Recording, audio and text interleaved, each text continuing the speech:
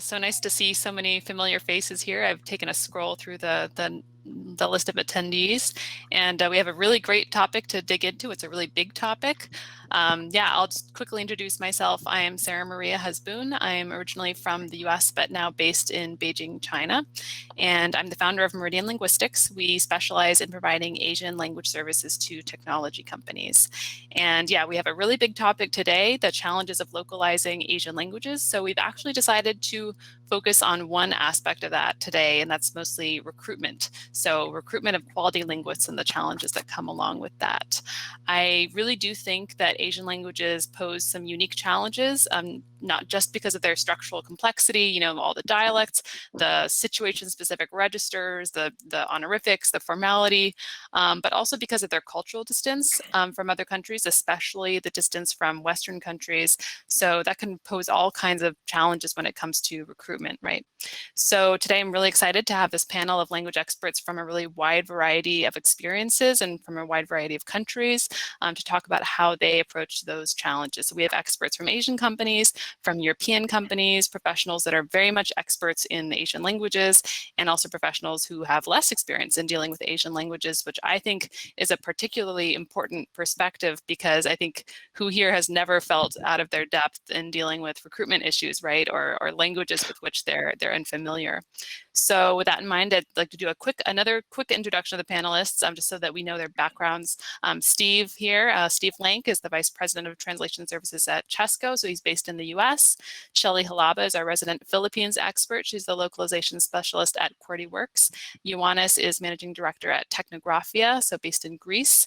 And Luth, as we all know, but I'll give an extra introduction in case you're just joining us, is originally from Spain, but is now based in Xiamen, China.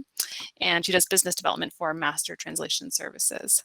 So once again, thank you so much to everyone for being here. I know it's all kinds of crazy time zones that you have to deal with to get here. But I'm going to launch right in with some questions about recruiting for Asian languages. And I'm going to pick on Steve first. But of course, I'm looking forward to having everyone jump in whenever you have comments. So Steve, what are the unique recruitment challenges that you find that you are facing when it comes to Asian languages? Well, there's a lot, right? One of the major problems that we have is with the smaller languages in the U.S. Anyway. We do a lot of translation work for consumption in the U.S. for the immigrant languages. So we've got a lot of people coming into the country from countries throughout the world, but particularly in different parts of Asia. So when we're talking about Japanese and Korean and Chinese, for example, a little easier to find resources. But when you're looking for things like Burmese and even Vietnamese, which is a big language in the U.S., it can be hard to find qualified resources. And it also has a lot to do with client requirements and client expectations, particularly on the government side. In some cases, they have an expectation that, for example, you might go into an RFP situation and the client will say, all your translators must be ATA certified. Well, ATA, American Translators Association, we're excited that they recognize that ATA exists, but what they don't know is that ATA does not certify into all the languages. I can find certifications in certain Asian languages, but for example, if I'm looking for Vietnamese, there's nothing. If I'm looking for Burmese, there's nothing. So that can be a challenge. So there's a lot of client education, and in fact, we have had to, in some cases, you go back on an RFP and you explain that, and we've actually had RFPs and tenders reissued as a result of our feedback because they're asking for a requirement that you can't fill. So that's great. But so there's that challenge of finding the resources, and then of course, on top of everything else, many government RFPs will require that either the resources be resident in the U.S., be based in the U.S., which can be a challenge for some languages, and not for the European languages necessarily, but certainly for some of the Asian languages. And then there's a further requirement. This is more on the federal level. I haven't had this for my state government contracts per se yet, but to have them be citizens, and that adds a completely different ripple. So there are lots of challenges there, and just a lot of client education that I think that needs to go on to make clients understand what is actually possible. And that's great that you've had luck in educating them in that sense, and that you've had those RFPs reissued. We know that that's not always the case, and so that can definitely be a challenge for us. And client education is a whole other topic that we can for sure go into. Shelley, I see you unmuting yourself. Do you have any thoughts on this? Have you experienced similar challenges? Well, it's actually different for us because we're on the east side of things. So I think the main issue here for us, usually we are the resources, we are the suppliers for companies in the US. So I think it's really important to first and foremost have eliminate that mindset of Asian language as a one homogeneous lot. So basically, it's different countries. We're only talking about East Asia, so never mind yet the Middle East and the other parts of Asia. So it's 10 lots of different countries, a lot of different markets, and the most important thing is you don't start at the wrong foot of assuming that you're expecting the same number of pool of resources for each and every language. So you that sets you on a disadvantage in terms of pricing and also subspecialization. Like you can't expect the same number of patent experts in Bengali or in Bangladesh as the same as South Korea. So in terms of population, yes, there are 210 million speakers in Bengali, but there's only 300 plus patents submitted every year as compared to South Korea, which has a roughly 1/4 of the population compared to Bengali, 50 million, but they have submitted around 209,000 patents for a year. So basically, you should not expect the same level of pooling and subspecialization. I think that's the first thing. Removing that mindset of combining everything as one big homogeneous lot. Do you find, to follow up on that, do you find that as probably the resident Asian language expert, and you just said that we shouldn't be pulling all the languages together, but do you find that your clients come to you often to say, we just don't know what to do with this Asian language, we know you're based in the Philippines, can you provide expertise in how to handle that? Yep, it's an everyday struggle in educating the client, and it takes a lot of patience for us to explain to them. And sometimes patience does not cut it because clients want it faster, better, and cheaper. So yeah, it's an everyday struggle, and I think it's very nice that everyone would start off with that mindset of opening different perspective and actually being open to these different kind of things. Right. And Shelley, actually, in the past, we've discussed how difficult it can be to define what it means to be native in a language. I know this is another difficulty and challenge that we have to communicate with our clients.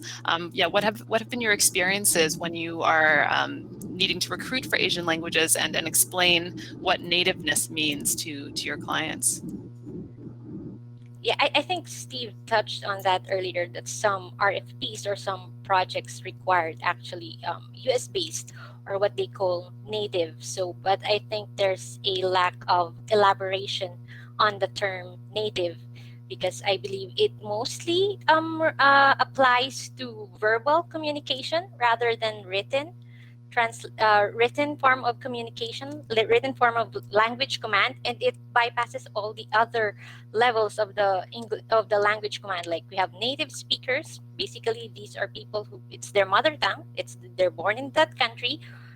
During their formative years, it's their language, and then we have fluent speaker. They don't necessarily have to be in that country, but then their thought process on that specific language is very impeccable. They have a good understanding of the command of colloquial languages, slang, and speaking it in an authentic native way, like with the slangs, the twangs, the inflections, the accent.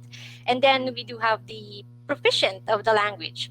These are likely people who have been using that language for better part of their lives, so not necessarily born in that country again. So I think the difference between an a proficient speaker and a fluent speaker goes on the verbal form, because they could be very good at following grammatical rules, linguistic rules, but the accent is not just there. The accent, the inflections, I mean, their mother tongue is just showing.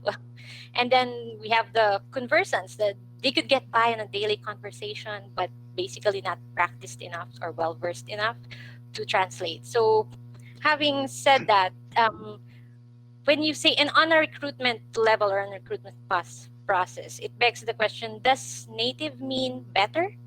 So in theory, yes. In reality or in practice, no, not always. It's especially true at least in Southeast Asian languages, and you'll be surprised how much of a grammar Nazi English proficient Filipino speakers are compared to Filipino Americans living in the US. So basically, they are more mindful of the linguistic rules, mainly because the proficiency exams are more tailored on the linguistic level rather than the conversational level. So again, how do we address this issue in recruitment? So for us at QWERTYworks, we really go way beyond the basic requirement of a linguist residing in that specific country, or it's their first acquired language. It takes time. It takes a lot of patience, and it takes a lot of test, evaluate, and then for some it might not be cost effective, especially if you only get once or twice a month of that language. So it's not, for some they don't find it worthy, but for us it really is an investment, so that we could have this array of choices. They're proficient, they're fluent, we have proficient, fluent, and native, and then that way we could have different options and give clients an array of choices to actually meet the brief of what they want in a translation. So I think I've said a lot already. Sorry. Well, this is all really useful, and I actually want to drill down a little bit more into that. If you will give us a little bit of your secret sauce. You said test. You said that you know, you have very careful and very maybe in some ways flexible ways of defining nativeness. What do you do at QWERTYworks? Is defining nativeness, is that going to be a different situation for every language? What is your testing process like? You don't have to give us all the special details necessarily, but I think a lot of us could really benefit from hearing what kind of processes you find useful. Well, for us, especially for the into English translation, we really have we have to put in another step of quality assurance before it goes to the client. I think we are lucky enough to be on the side of the world where English proficiency index is higher compared to everyone else in the region. I think Philippines and Singapore in Southeast Asia have really high English proficiency index. So basically another extra level step of translation into English. But then again, there's two types of back translation: either translation into English and then checking the validity of the source text translation. So on that part, we mostly rely on the native linguist if it's checking of the validity of the forward translation. Right, great. And Steve, I think that you probably have a lot to say on this subject as well. I know that a lot of the clients that you work with require people to be based in the US, so you're probably dealing with a lot of heritage speakers. A heritage speaker versus a native speaker, how do you handle that at Chesco? Well, that's like I've been itching to respond to Shelley because she makes some very, very good points. And I think this issue of native fluency is hugely important because, you know, Shelley's right. Like a lot of people who have learned English or any language as a second language are much more proficient in the grammar of the written grammar of those languages than a native speaker is, because because they were trained in a different way. Let me just go to one point first. My first point has to do with, you know, talking about these native speakers. You know, generally speaking, our process at Chesco is to work with people in country where the language is spoken who are native speakers, you know, in quotation marks, of those languages, who grew up speaking and writing in those languages, were educated in those languages. For the Asian languages, to go into those languages from English, that's a little bit easier to sort of meet that requirement, that rule, and many of our clients will have that. Going from those languages into English, much harder, right? You might find, because it depends on if these languages are are offered as study in the U.S. system, right? So we can find people who are native speakers of English to translate from Japanese, and to translate from Chinese, and to translate from Korean, and Arabic and things like that. For example, languages that you could study in college, for example, or increasingly at sort of in K-12. But for languages like Burmese or Nepali or Karen or any of these smaller languages that we do a lot of work into, you simply don't have a native English speaker who is proficient in those languages or who has studied those languages. So that whole education part, I'm hoping that we are recording this panel because I want to take Shelley's clip and play it for my clients and say, this is how you have to do it. So that proficiency thing is very, very important. Now, on the flip side of that, when we're talking about heritage speakers, that's a huge issue that we deal with on a daily basis here in the US.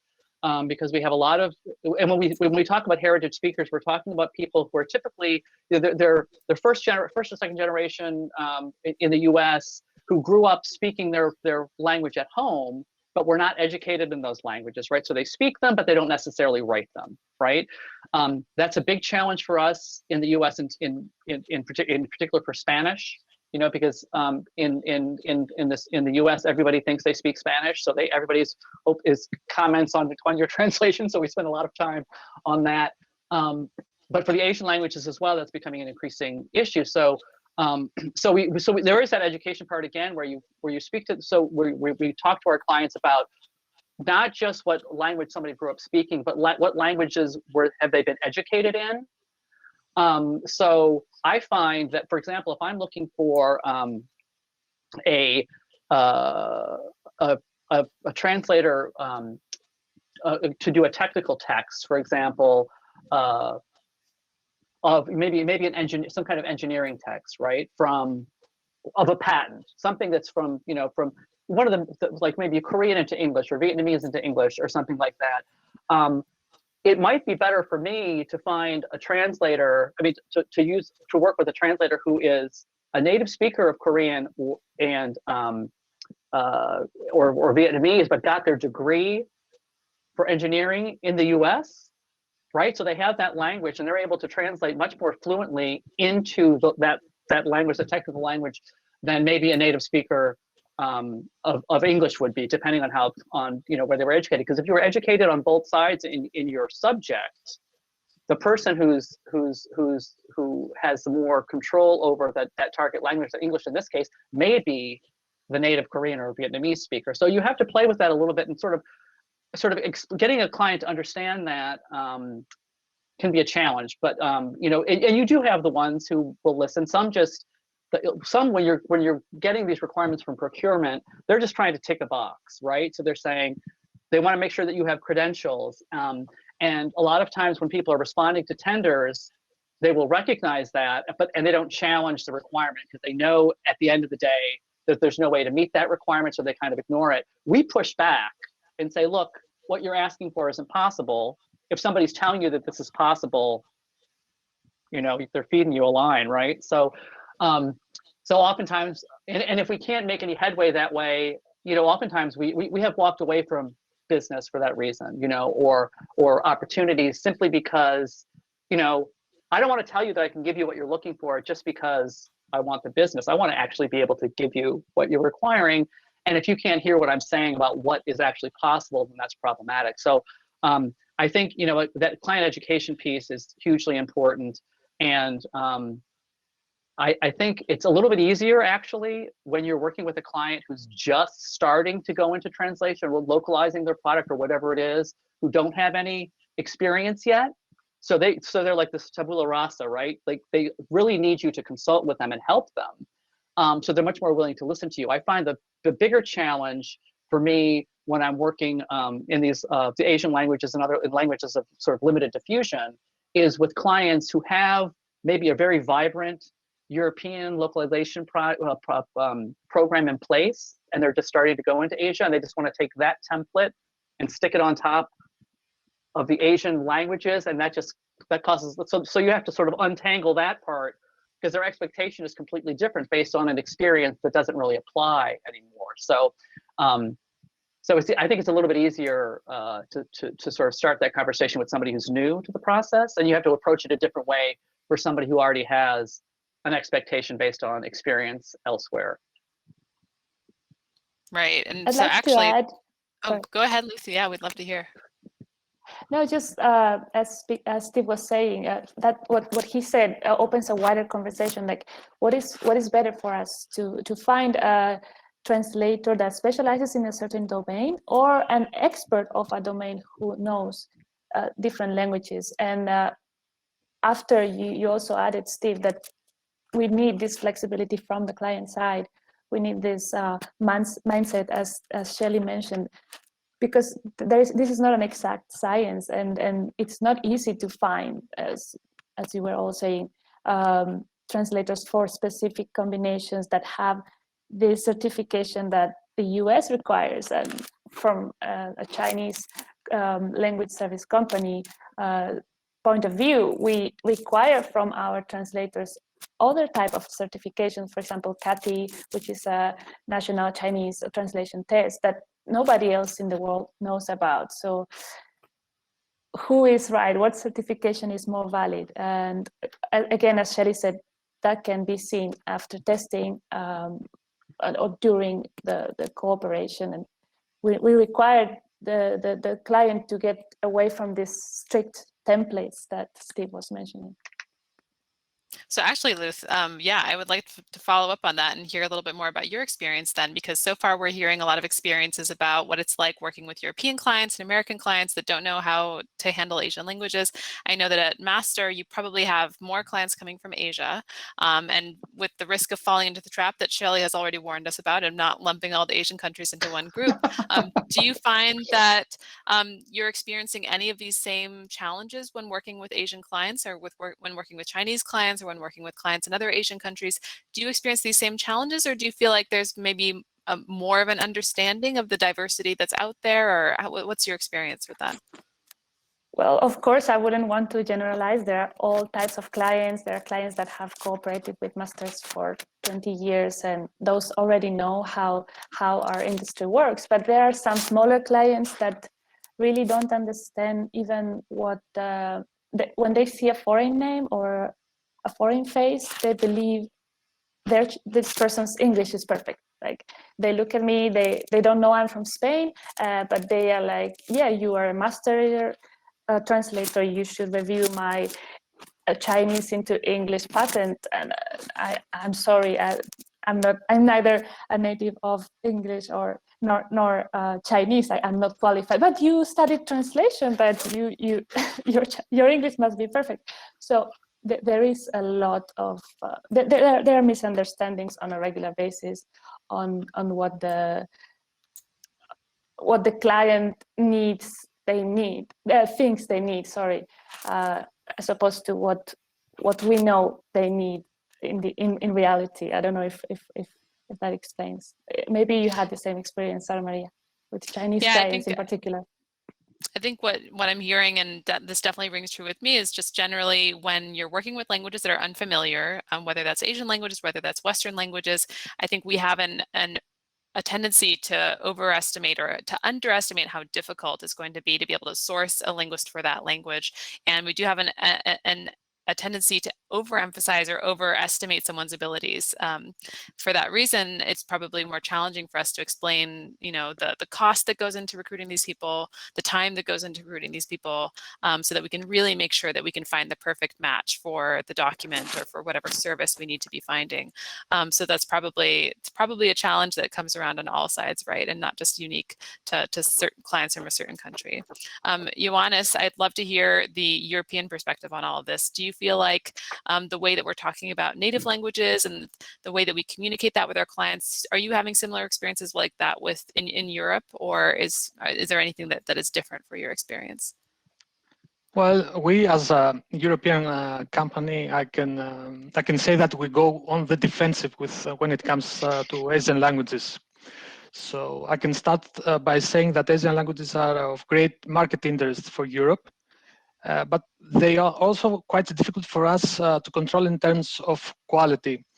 And I would say it's a psychological reason, actually, because I believe it's the alphabet itself making Europeans so careful and so suspicious when selecting a Chinese vendor, or when they're reviewing their an Asian vendor, sorry, not Chinese necessarily, or when they are reviewing some document translated in an Asian language. For me, if you think about that, any translated text in any unfamiliar language has the potential to make the client question the deliverables. May it be Czech or Polish. For me, they are exactly as exotic as any Asian language, or even Greek. It's just, I believe it's just that when the clients see those ideograms, those the characters or of any exotic alphabet in their files, they tend to be very insecure. And I'm not even going to mention punctuation, the paragraph style, or in general how a translated text looks like, how it should look like. So what we do in Europe as a European company, as I said, we go on the defensive and we choose our partners, our vendors. They're usually referrals. We ask for referrals from our partners, from our peers, or they are vendors, partners that we have met in person or through an organization such as GoAP. And apart from that, we afterwards go deeper to discover whether they're a good match for us. So we have in place a set of criteria that we use in order to evaluate the vendor's suitability at an early stage. So that is, we start by reputation, how long they've been in business. Then comes the field or the fields of expertise. We also ask them to describe their QA processes. We ask for blind CVs, we ask for ISO certifications or for linguist special qualifications that might have. We don't stick to any European or American template or anything. We just ask for qualifications to prove that they are good for the job. It can also happen that we ask for client references. And then after all of those responses, we evaluate internally the overall feeling that we get, and the level of professionalism that we get, the attention in detail of the communications, and most critically, if there is an urge to sell a service instead of doing business. I can tell you, I believe by all of the description that what we are looking for as a European company is a European Asian vendor or partner.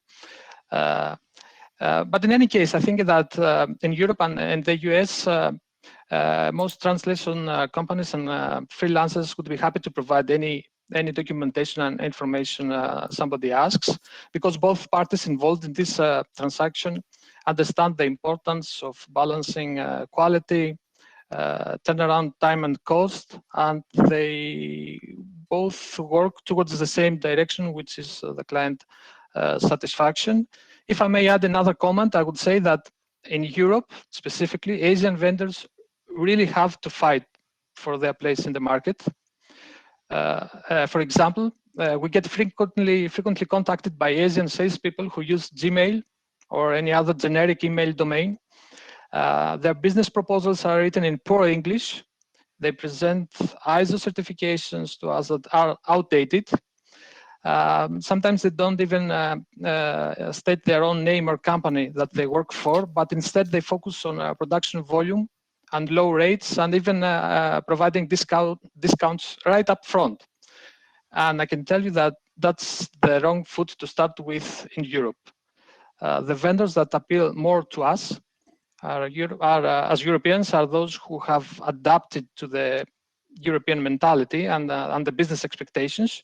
And you can tell because they keep that Asian identity that Shelly and Steve and Luz was describing earlier, but at the same time, they understand the business tactics, if I may use this word, that is common in Europe.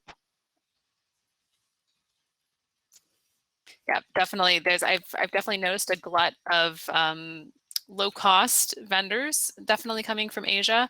But it's also really interesting. We sometimes have the flip side problem in that it's difficult for us to get access to the elite vendors, and which are definitely out there and which are doing great business and have and are very doing incredible work, but are in such high demand that it's hard to approach them, especially as an outsider. So I am an American, my company is based in Hong Kong, but when we need to go to approach the best Korean and Japanese linguists, the Japanese translation community and the Korean translation community, they're so highly established and they have long-standing institutions, they have very strong associations.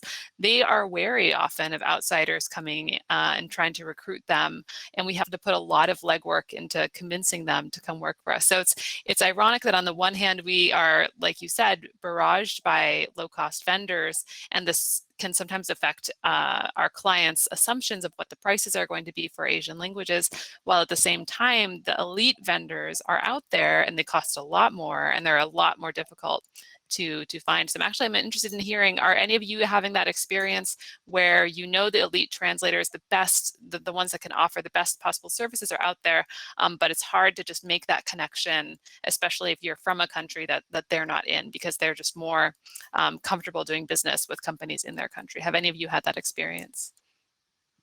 Well, I can say that I've always had a hard time finding, and maybe one of you can answer to me why, freelance translators in China. That's always been a challenge for me. I have more success maybe in Korea or Japan, but China has always been a challenge. But what I also have found that a lot of the elite translators that you're referring to, these ones that the high quality, highly trained, lots of experience, particularly for the Asian languages, at least ones that are based here in the U.S., don't need to work through an agency, through like a company like ourselves, because they have direct clients. They have been able to develop that business. So we'll get some. We have relationships with some. We have very great translators. But I say, it can be very, very difficult, particularly in the Asian languages, to find those, because they've got a very nice practice that they've developed with a direct clients. Steve, I think you're muted, perhaps. Thank you. I just want to let the panel know that you have about 6 or 7 minutes remaining, and there are a couple of questions. Also, Steve, your video seems to be might be frozen. Oh, so you might want it's to funny. try It's not frozen on my end for some reason. No, okay, yeah, then that's fine. Okay. Okay, cool. Can I just make one more comment? Yes, please Sarah do. Maria, like to Giannis's point, I think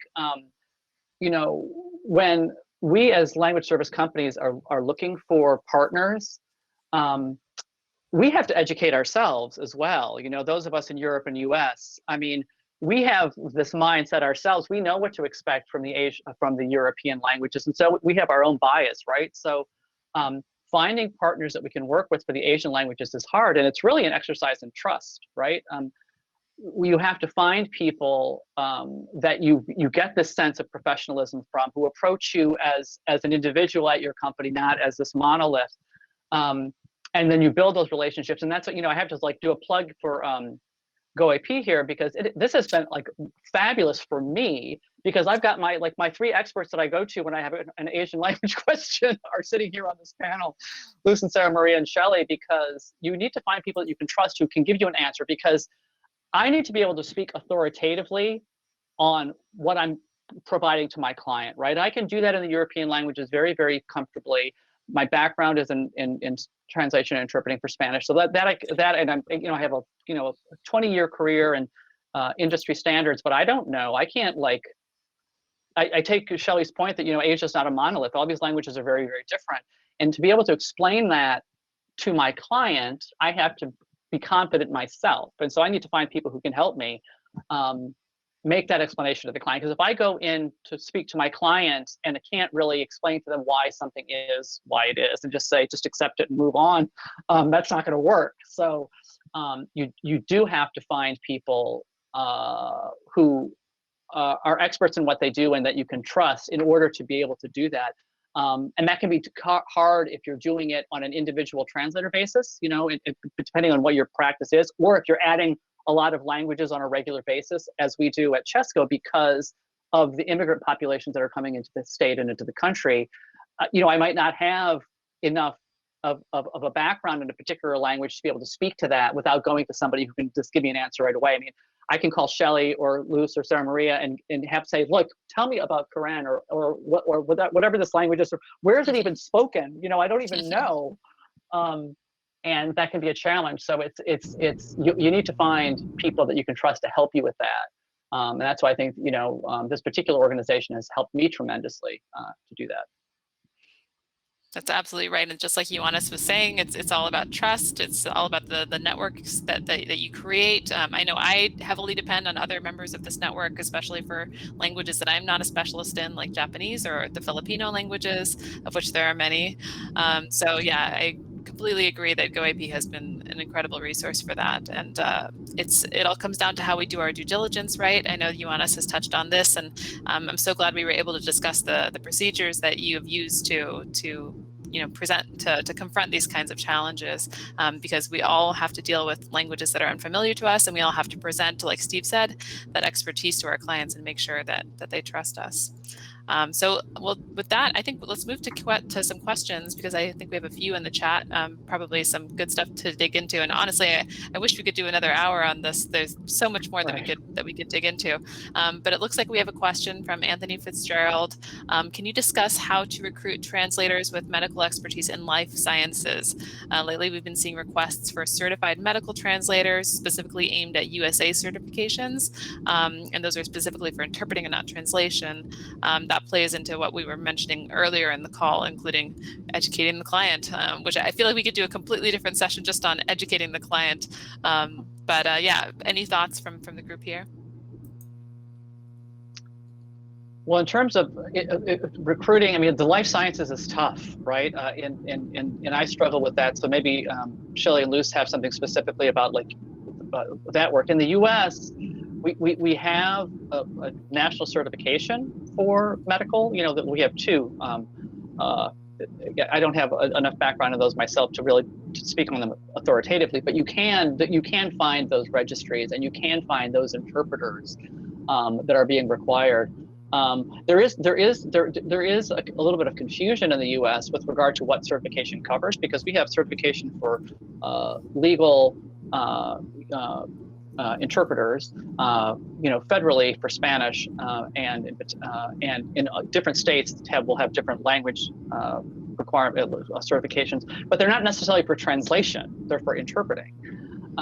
And so, a lot of times when folks are looking for certified translators, you know, in the U.S., I don't know what it is like in Europe, to be honest, but like in here in the U.S., when people say translator for everything, when they really mean, like, you know, it's a translator can be an interpreter or a translator, so you really have to drill down. But we do have those certifications for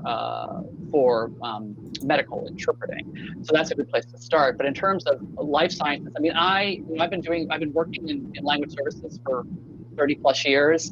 So I when I'm looking for people, I just go to my referral network. I work with referrals for specific subject areas, because I trust that more than my own research skills of just finding somebody randomly and trying to vet them myself. And so that's where I always start. I start with my network. Absolutely. If I may add something to the question, I would say that the referrals play a major role in selecting and recruiting a translator. So for us, we don't give that much of importance into tests, written tests or spoken tests or anything. We know those are going to be polished anyway. So we ask for referrals, either for a translator or for a translation agency. That's the safest way to go to approach someone. Right. I'd like to add that referrals from universities have really worked as well. Sometimes we ask university professors of a specific translation program in China, and they are really helpful. They do provide contacts of their students. I just would like to add that in Southeast Asia, if you're looking for this different certifications, they are mostly non-existent. As to any developing languages, mostly lexical reference are loose, more so compliance are very, very loose in terms of this side of the earth. We did a resource survey previously to just compile all the lexical references available for Southeast Asian languages, and you'd be surprised to know that Cambodia or Khmer doesn't really have associations for translators, so let alone interpreters. So it's really, really difficult. So again, you really have to be patient and be open to be educated in terms of looking for resources native here in Southeast Asia with this different requirements or certifications or proficiency tests and exams. Absolutely, it's a challenge we all face, and healthcare obviously right this year is particularly important.